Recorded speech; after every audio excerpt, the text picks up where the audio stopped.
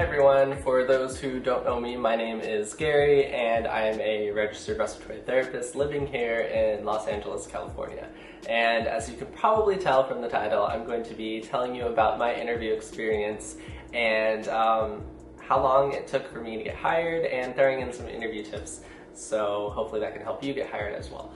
First of all, I want to say that I used Indeed.com, and if you sign up, you can type in the job you're looking for and the location, and you can get job alerts. So every time there's a new job, you're going to get an email, or if you have an app, you can get a notification on the app.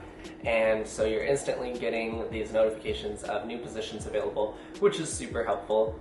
And in the app, you can either directly apply through the app, or the app will take you to the facility's website so you can apply on their facility. And let me tell you guys a little bit about the applying process actually. So it's super tedious and time consuming, and to be honest, it's quite annoying.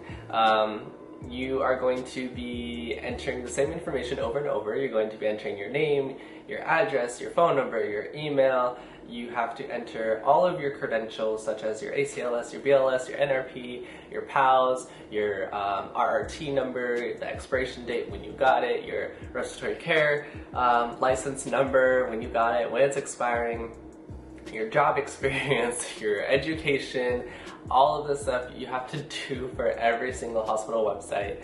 And let me just tell you, you're going to be so annoyed. It's so tedious, like I said, but it's obviously necessary.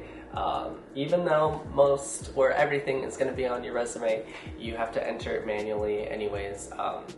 Some places when you upload your resume, it will pull some information, so it does save a little bit of time. But yeah, so that's what to expect when you're applying. So to be honest, I applied any and everywhere, far away locations, close locations. I just wanted any job as soon as possible. And yeah, I did not hear back for at least 2 weeks. It was a very long, grueling 2 weeks. I was like, is nobody gonna hire me? Is it because I'm a new grad? Is it because I don't have experience? And let me just tell you that that's just how long it's going to take sometimes. But it was quite crazy that everything just kind of happened at once. After the 2 weeks, I was getting calls from left and right from all these random numbers asking me to come in for an interview, and it was really exciting that finally I was getting it, and it came at such an influx, which was quite weird, but it was cool. And so I interviewed at a whole bunch of different locations. Some places I canceled my interview because I was like, oh wait, this is way too far. I do not want to do this every day. Or honestly, I canceled probably like 3 of my interviews. So dumb, being quite picky, but honestly, like some of them were like an hour drive or longer in traffic, and I was like, this is not something that I'm gonna actually want to be doing, even though I want the experience, you know what I mean? So I think you should also think of stuff like that too. Like, after a grueling 13-hour day, do you want to drive an hour and a half to go back home just to go back the next day, you know? So you want to think about things when applying at further locations. So I turned a few interviews down. Some interviews I made it to the second interview where I was interviewing with the director, and so that is what happened with my facility that I currently am hired at, which is so crazy and awesome to say. But so how that worked was I got a call from the cardiopulmonary director, and it went something like this. Hi, is Gary there? Yes, this is him. Hi, this is blah blah blah. I'm the cardiopulmonary director at this facility, and I was going over your resume, and I was wondering if you wanted to come in for an interview on this date at this time. And then you say something like, absolutely, I would love to come in. And something that I asked, which I feel like most people probably don't, but I think you should ask, is I said, is there anything that I can expect at this interview? And the reason why I'm asking that is because I don't know what to expect.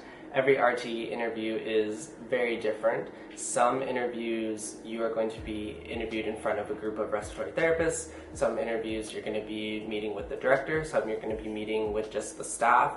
And some you're going to be meeting with the supervisor, like it's all different. Sometimes there's one person, sometimes there's two, sometimes there's like a panel. Some places ask you hard questions, some don't.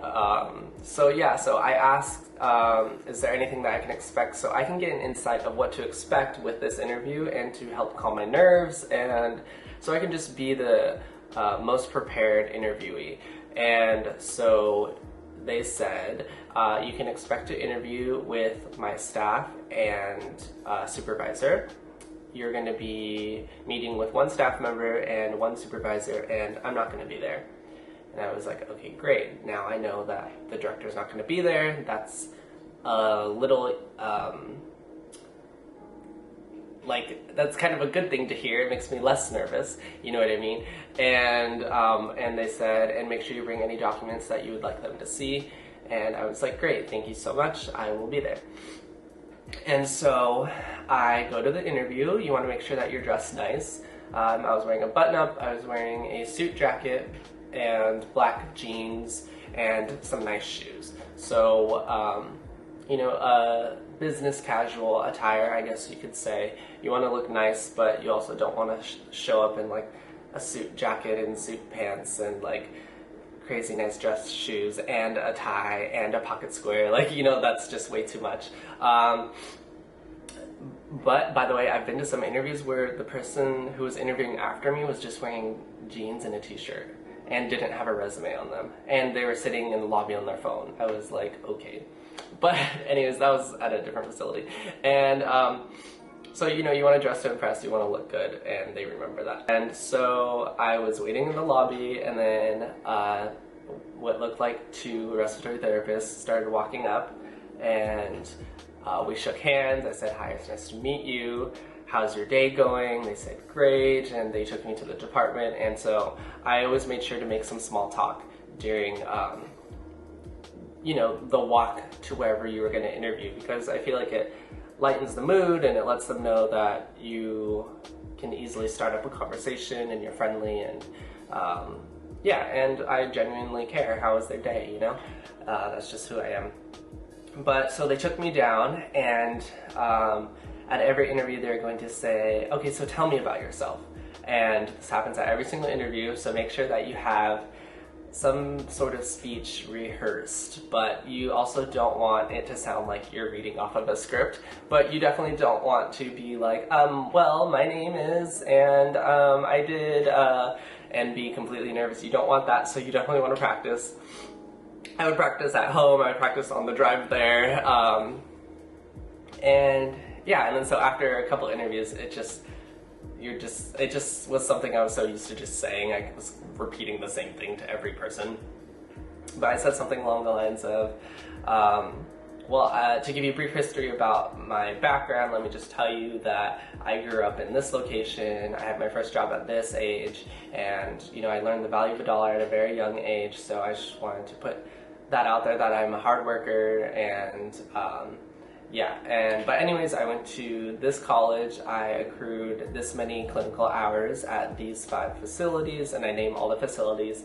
I tell them what I did at each facility, and I tell them also while I was in school, I became certified in ACLS, PALS, NRP, and BLS, and by my 4th rotation, I was having a full patient workload. I was doing the charting, I was taking care of the patients, medication delivery. I've had a ton of experience doing CPR, and blah, blah, blah, blah, and you just want to sell yourself, tell them what you've done, what you know, remind them that you're a compassionate, hardworking individual and you're a team player, and, I would give a patient story, something that stuck with me, that made me a better respiratory therapy student, and something that I want to carry with me as an RRT. And I think they really appreciate stories that are personable, and you just want to make sure that your communication skills are very on point, and that you come across as compassionate and confident but not cocky.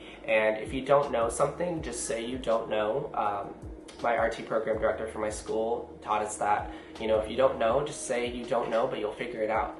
And let me tell you that they are going to appreciate that answer more than you going off on a tangent that is completely wrong, but saying it so confidently and they're going to be like, this person doesn't know what they're talking about and they're untrustworthy, you know? So don't go in that direction. But yeah, and so after that, you know, they were just super nice. They asked me some general behavioral questions. What would you do in this situation? Have you ever had an issue with a coworker, and how would you resolve that? And I said, honestly, I've never had an issue with a coworker, and I'm the type of person where I don't let situations escalate.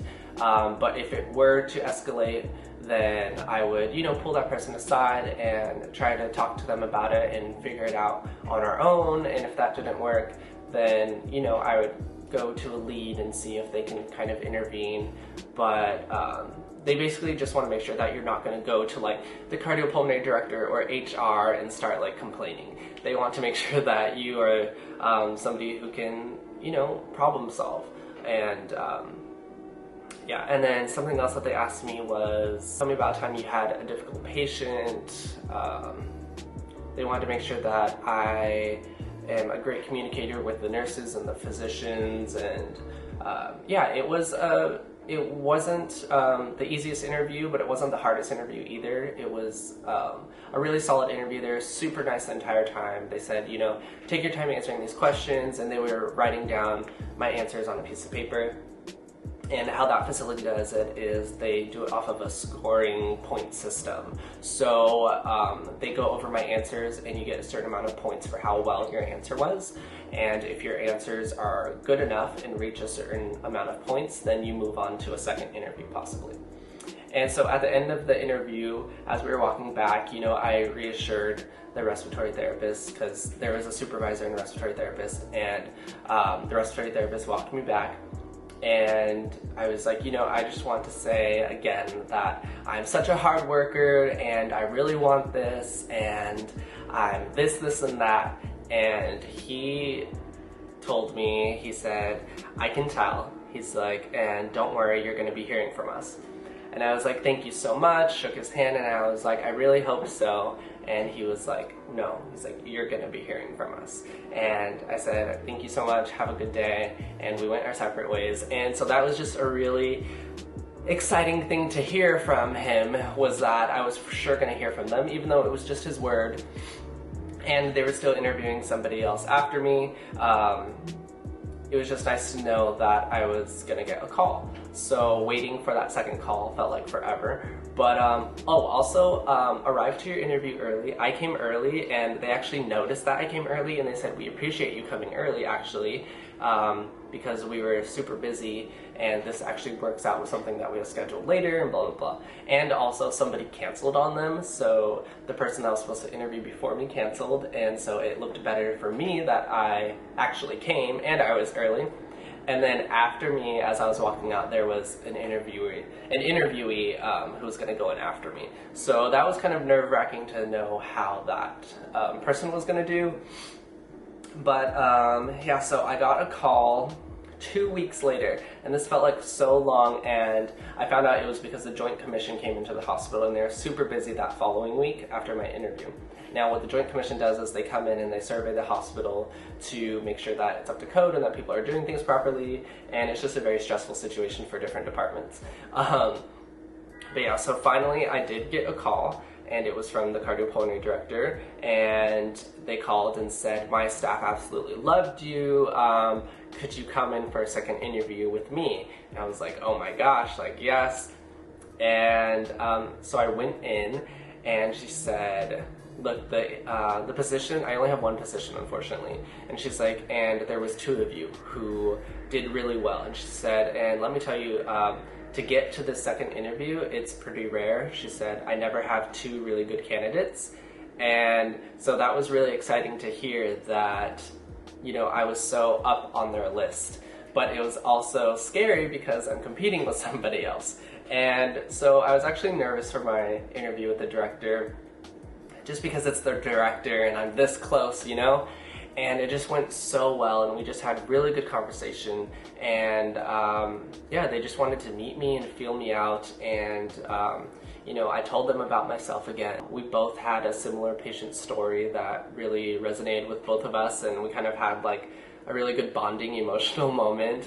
And yeah, it was just really good. I felt really good, but I was still nervous that there was, you know, another interviewee. A week later, I got a call, and it was the director offering me the position, and it was the most exciting, best news ever. And of course, I accepted it.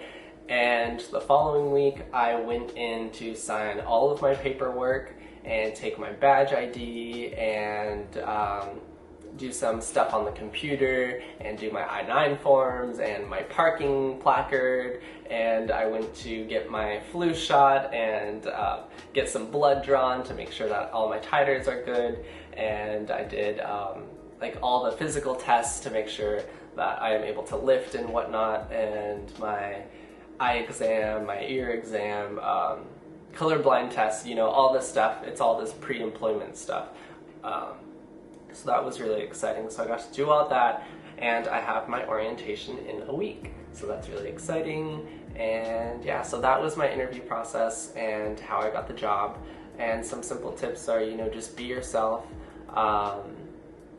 Make sure that you are showing compassion, that you're showing that you're a team player, that you're showing that you're a good communicator, and that you're, you know, a positive, well-rounded person, and make sure that you show up with your resumes. I had some letters of recommendation. I had 3 different letters of recommendation with me.